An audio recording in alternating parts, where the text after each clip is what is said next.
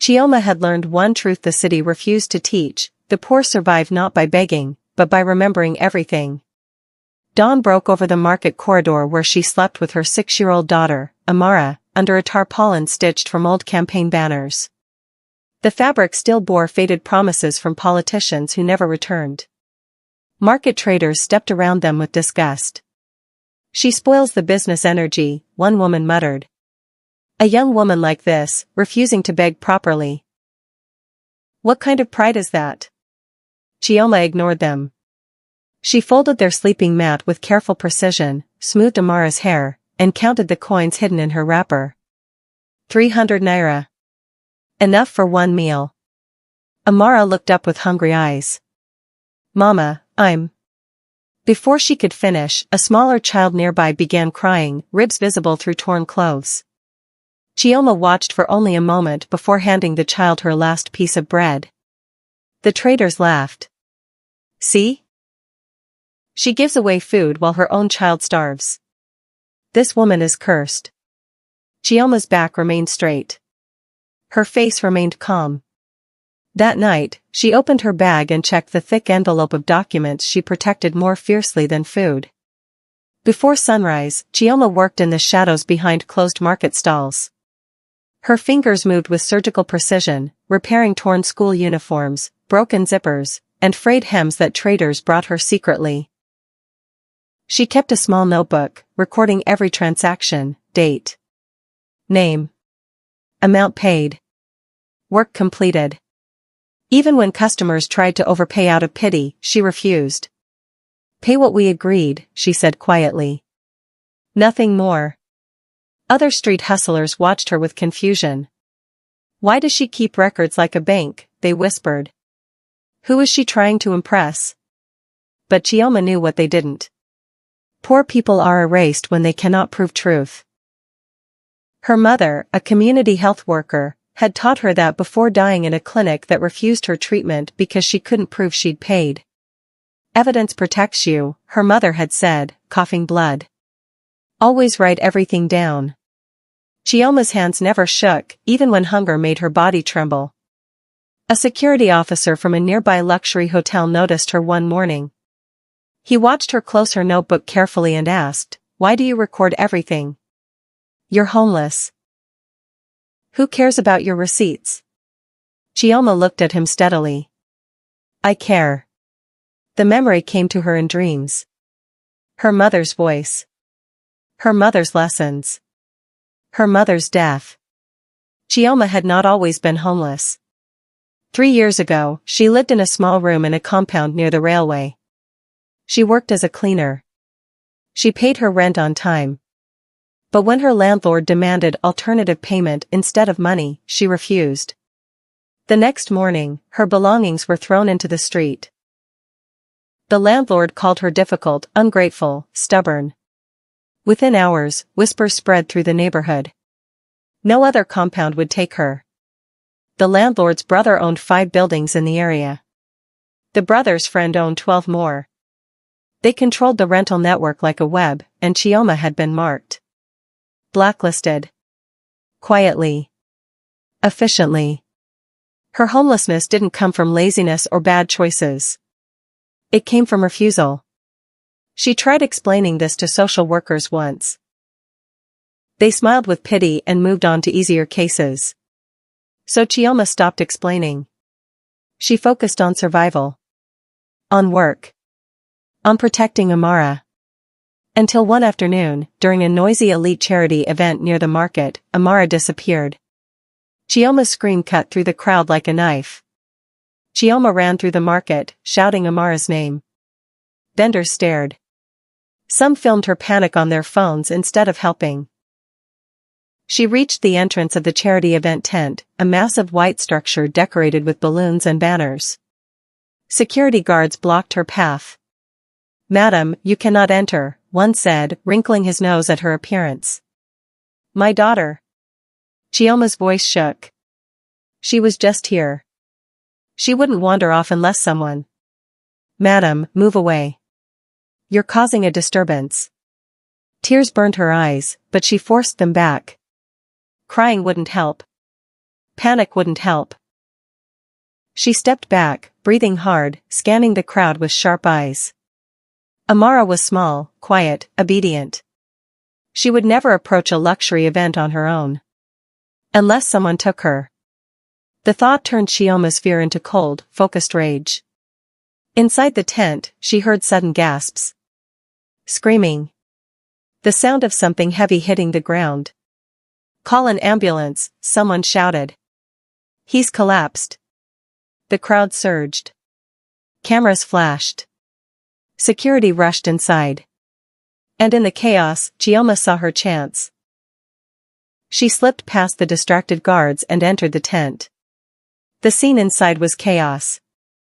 A man in an expensive suit lay on the ground, convulsing. Assistants shouted into phones.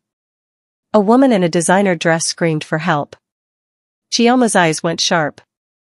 She recognized the symptoms immediately. Her mother had trained her. Poisoning. Not a heart attack. Poisoning. She pushed through the crowd and knelt beside the man. "Move," she said firmly. An assistant tried to stop her. "Who are?" "Move." Chioma snapped. She tilted the man's head, checked his airway, and scanned the table nearby. A half-empty glass of juice sat abandoned. She smelled it. Bitter almonds underneath the sweetness. "He's been poisoned," she said calmly. "Someone call the hospital and tell them probable cyanide exposure. He has maybe 10 minutes. The crowd went silent. Chioma worked quickly, keeping him stable, monitoring his breathing, her hands steady and sure. The dirty homeless woman everyone had dismissed was now the only one in control. The man's eyes fluttered open. He stared at her, confused. Chioma didn't smile. Didn't celebrate. She simply asked one question: who was watching my child? The room froze. Because while they had been panicking over the Tycoon, a 6-year-old girl had been taken. And no one had noticed. The man's name was Chief Obi. One of the wealthiest men in the city. Owner of construction companies, luxury hotels, media outlets. His assistants swarmed him the moment the ambulance arrived. Photographers captured every angle. PR representatives whispered damage control strategies. But Chief Obi kept staring at Chioma. "You saved my life," he said quietly. Chioma didn't respond. She was scanning the crowd, searching desperately for Amara. A security officer approached, holding Amara's hand. Relief flooded Chioma's chest so powerfully she nearly collapsed. "Mama!" Amara ran into her arms. Chioma held her daughter tightly, checking for injuries, whispering frantic questions. "Are you okay?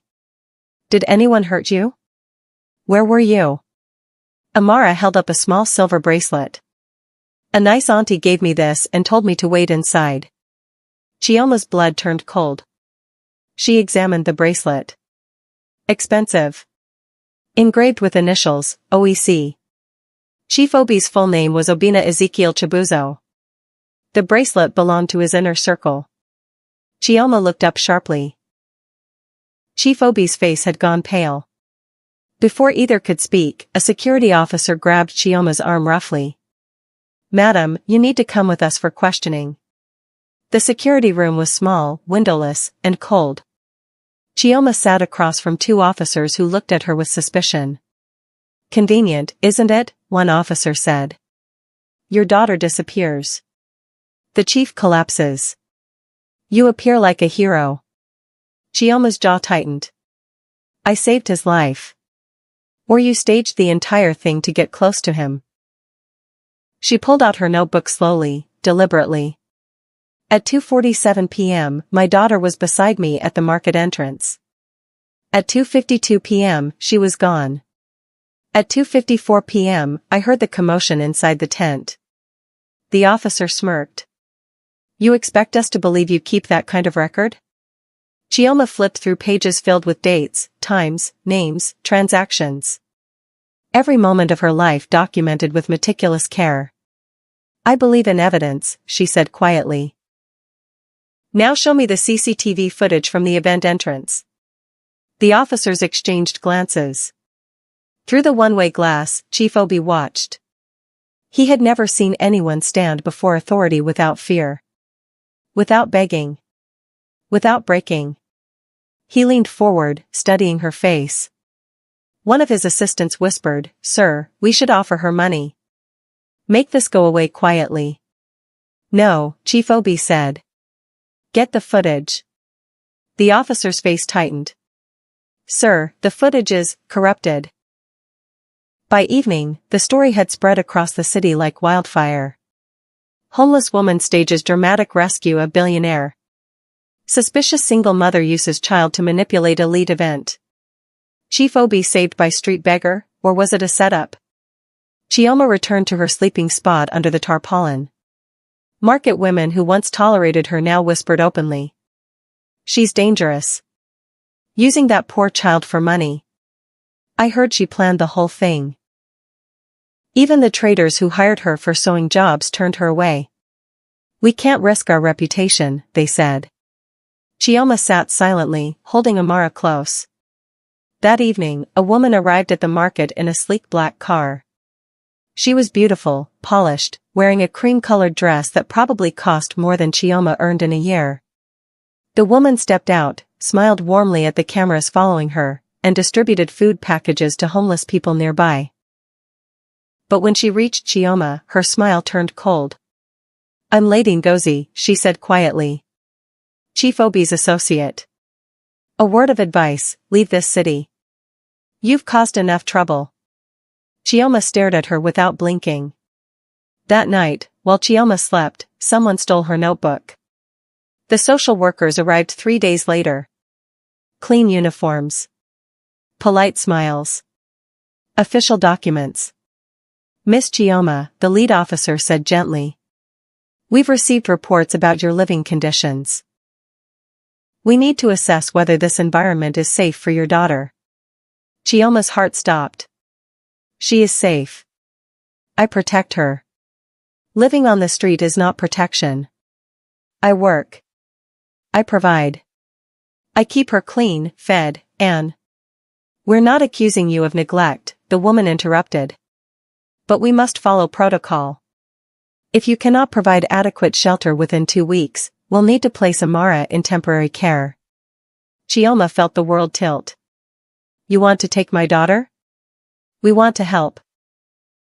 But Chioma knew better. This wasn't help. This was punishment. Lady Ngozi's influence was everywhere. Quiet. Efficient. Deadly. After the social workers left, an old street elder approached Chioma carefully. "I saw who took your notebook," he whispered. Chioma's eyes sharpened. "Who?" The elder glanced around nervously. "A man in a private security uniform. But I can't say more. These people, they have reach." Chioma's fists clenched. She had lost her notebook. Her evidence. Her proof. But she was not defeated. Not yet. Chief Obi sent his assistant with an offer, a private apartment, security, a job, protection. Chioma stood in the market, reading the handwritten note, and laughed bitterly. When the assistant returned for her answer, she said simply, "No." The assistant blinked, confused. "Madam, this is a generous offer. You would be safe. Your daughter would be safe." "As what?" Chioma asked. "A secret? A charity case hidden in his building so no one asks questions?" "You're being unreasonable." Chioma handed the note back. "I will not survive as a secret. I choose visibility over safety." That night, she lay awake under the tarpaulin, Amara sleeping peacefully beside her. She had refused shelter. Refused money. Refused the easy path. Because accepting Chief Obi's help meant disappearing from public view. And disappearing meant losing the only weapon she had, being seen. She closed her eyes, exhausted. At 2 a.m., she woke to the sound of heavy boots. 3 masked men surrounded her sleeping spot. One held a metal pipe. You should have left when you had the chance, one said. Chioma grabbed Amara and screamed.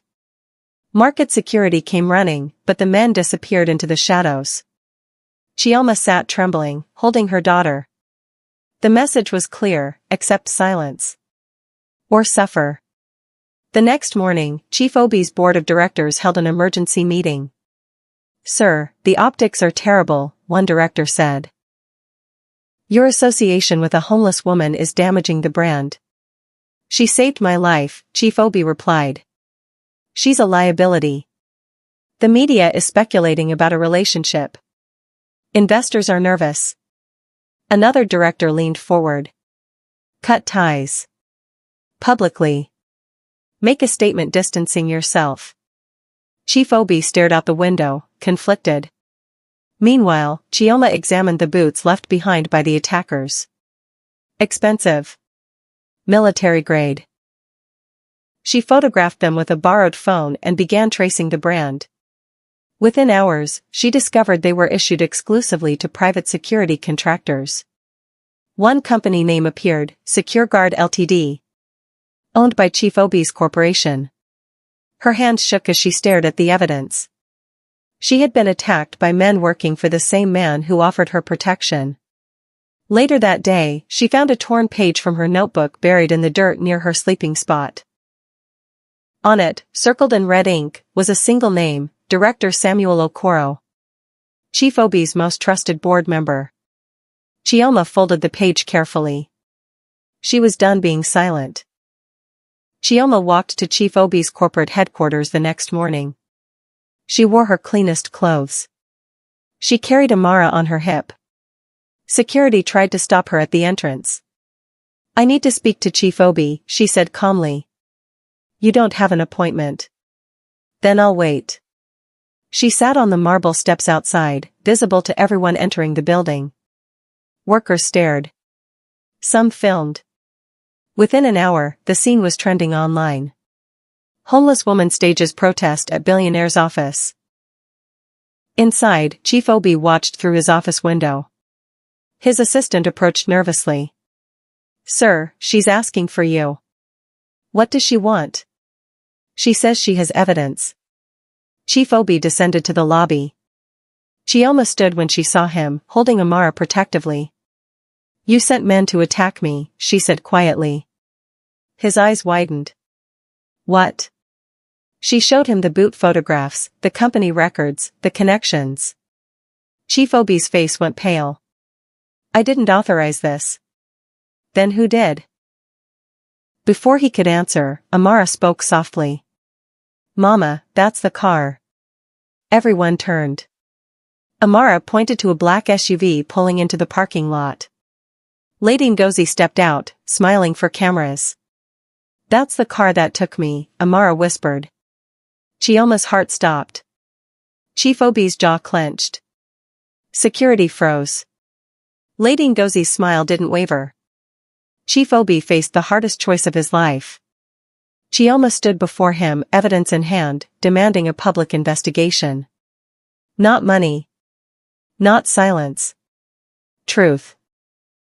His board threatened to remove him. His reputation hung by a thread. Every advisor told him to settle this quietly, pay her off, move on. But something in him refused. We'll hold a press conference, he said. His assistant gasped. Sir, that's corporate suicide. Then I'll die honest. Lady Ngozi heard the news and smiled confidently. She had covered her tracks perfectly. No evidence could touch her. Or so she thought. That evening, a package arrived at Chief Obi's office. Inside was a small flash drive with a note, "The truth protects itself." Chief Obi plugged it in. The screen filled with footage, Lady Ngozi meeting with Director Okoro.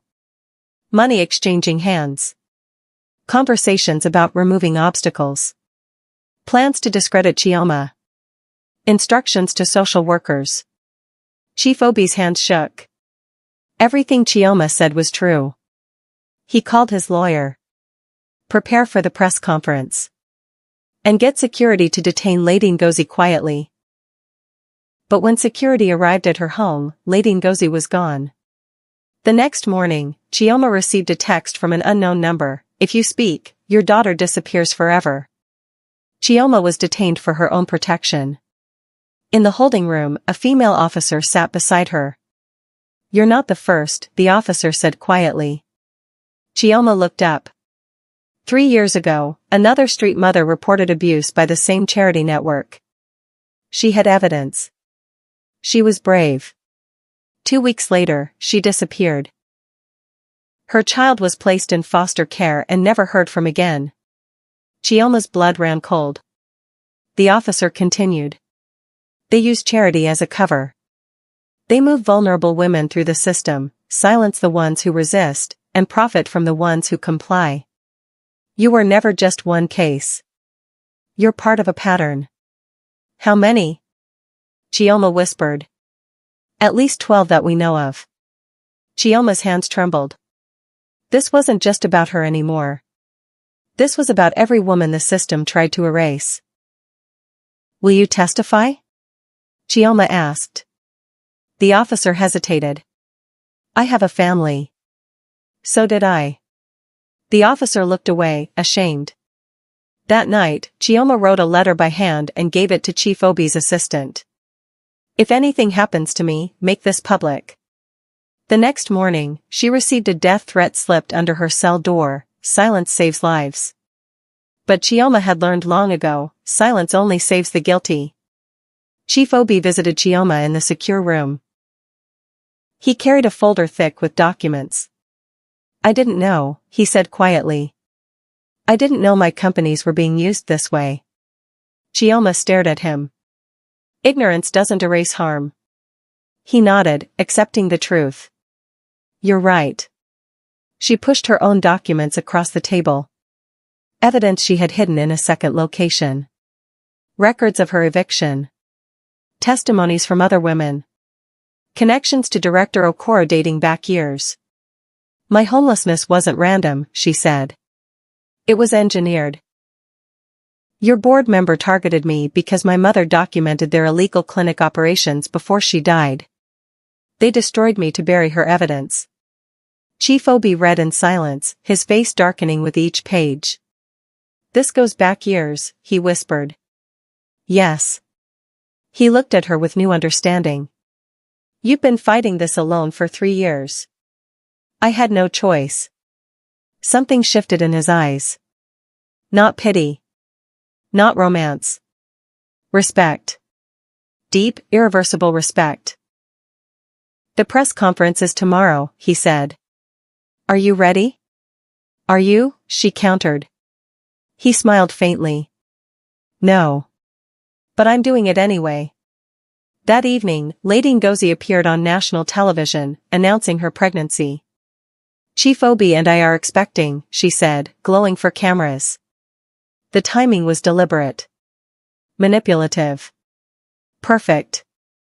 Chioma watched and smiled coldly. Let them play their games. Truth doesn't negotiate. The press conference room was packed. Cameras. Journalists. Workers. Activists. The entire city watching. Chioma entered wearing a simple dress someone had donated. Her hair was neatly braided. Amara sat beside her, calm and quiet. Chief Obi took the podium first. "Thank you for coming. Today, I will not be discussing business or profits. Today, I will discuss truth." The room buzzed. He gestured to Chioma. "This woman saved my life. And in return, my organization tried to destroy hers." Gasps rippled through the crowd. "I have spent my career building systems I thought helped people. I was wrong. Those systems were weaponized against the vulnerable. And I was too protected, too comfortable, too blind to see it." Journalists scribbled furiously. Chief Obi continued. "Miss Chioma will now present evidence of systemic abuse within my corporate charity network. And I will not hide behind lawyers or PR. I will answer for what was done in my name." He stepped aside. Chioma stood. Her hands didn't shake. Her voice didn't waver. My name is Chioma. I am homeless. I am a mother. And I refuse to be erased. The room fell completely silent. Press play, she said. The footage began. The screen filled with damning evidence. Secret recordings. Financial transfers. Meetings between Lady Ngozi and Director Okoro. Plans to silence women. Trafficking connections. Bribery networks. And then, the final piece, footage of Chioma's eviction 3 years ago. The landlord receiving payment from Director Okoro. The blacklist being created. Her homelessness had been orchestrated as revenge for her mother's documentation of illegal clinic practices. Amara's abduction hadn't been random. It had been a warning. The poisoning at the charity event had been staged to create chaos, allowing Lady Ngozi's network to operate unnoticed. Chioma had been a target for years. Journalists erupted with questions. Cameras flashed. The evidence was irrefutable. And then, the final blow. Live footage appeared on the screen, police arresting Lady Ngozi at the airport. Her face, no longer smiling, twisted with rage. Director Okoro, caught attempting to flee the country, in handcuffs. The room exploded. Chief Obi stood beside Chioma, his voice firm. I am dissolving the board effective immediately. Every director will be investigated. Every charity contract will be audited. And Miss Chioma will lead the reform committee. Chioma didn't smile. She simply nodded once. Because this wasn't victory. This was accountability. Chief Obi offered Chioma money. A house. A job. Security for life. She refused everything except one thing, structural change. I don't want charity, she said. I want the system that tried to erase me to be dismantled. And it was. Within months, housing protections were established. Blacklist networks were criminalized. Vulnerable women were given legal representation. Chioma remained on the streets by choice for 3 more months, visible and proud, until she had secured housing through the new legal framework, not as a gift, but as a right. When she finally moved into a small apartment with Amara, the city watched. Chief Obi attended the housewarming, not as a savior, but as an ally. You changed everything, he said quietly. Chioma shook her head. I just refused to disappear. Amara played in the corner, safe and free. The city had tried to erase Chioma. They had called her cursed, dangerous, manipulative. But she had survived not through beauty, not through begging, not through silence. She had survived through evidence. Through dignity. Through refusing to kneel. And now, the city had no choice but to respect what it had tried to destroy. Because truth, once witnessed, cannot be buried again.